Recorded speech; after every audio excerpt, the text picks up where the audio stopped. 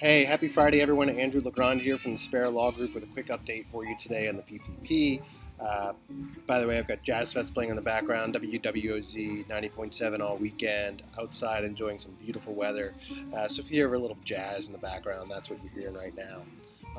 Anyway, some guidance came out from the Treasury Department late this week that I wanted to share with everyone. There's two key points that I think are important. First, there's this question of if you got the PPP loan, if you already received it, or hopefully if you're at the beginning of a line in the next tranche of funds that's come out this week, when does the 8-week period begin, and how long do you have to spend that money? What do you have to spend to get the forgiveness? So according to this regulation by the SBA, is the amount of forgiveness depends on the borrower's payroll costs over an 8-week period. When does that 8-week period begin? It begins at the disbursement.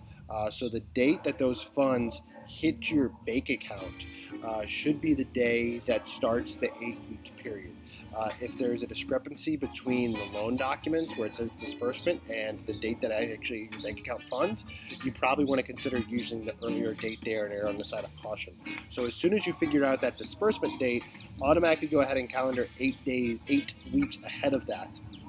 And I think something important to appreciate is that that money has to actually be spent in 8 weeks. It can't just be allocated. So if you run payroll on a Friday and the end of your 8 weeks is a Saturday, and the money's not dispersed out of your account till Monday, you might run into trouble there, and that money might not count against forgiveness because you dispersed it and paid that money on Monday when your 8-week period ended on Saturday, even though you ran the payroll on Friday. So I think people just need to be aware that things need to be paid within that 8-week period.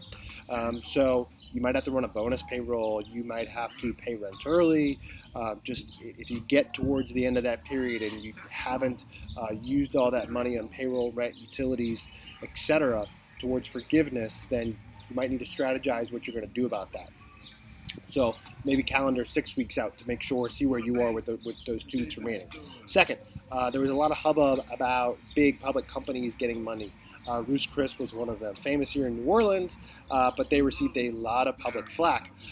And so the SBA kind of put out a question addressing that. And this doesn't apply to just large public companies. This applies to us too as small business owners.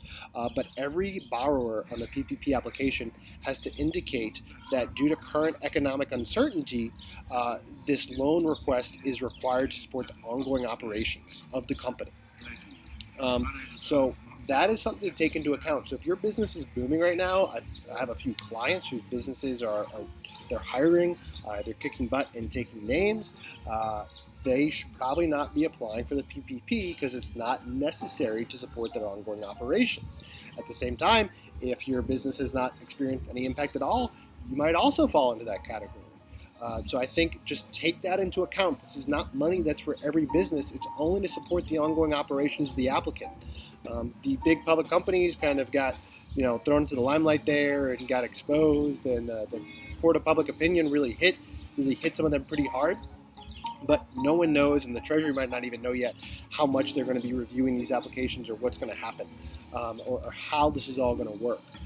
So just be aware of right now. If you're struggling in any sort of way, I think it's fine to go after the PPP. But if you're booming right now because you're maybe like a grocery supply person, like someone who sells to grocery stores, for instance, I hear they're booming right now. You should probably not apply for PPP if that's your industry, or if your industry hasn't noticed a hit at all, or if you sell PPE to medical companies. So for any of those reasons, I think need to pay attention to that. So that's my tip for you on this Friday. Hope everyone has a safe and fun weekend and enjoys the wonderful weather that we're experiencing here in Southeast Louisiana. Take care.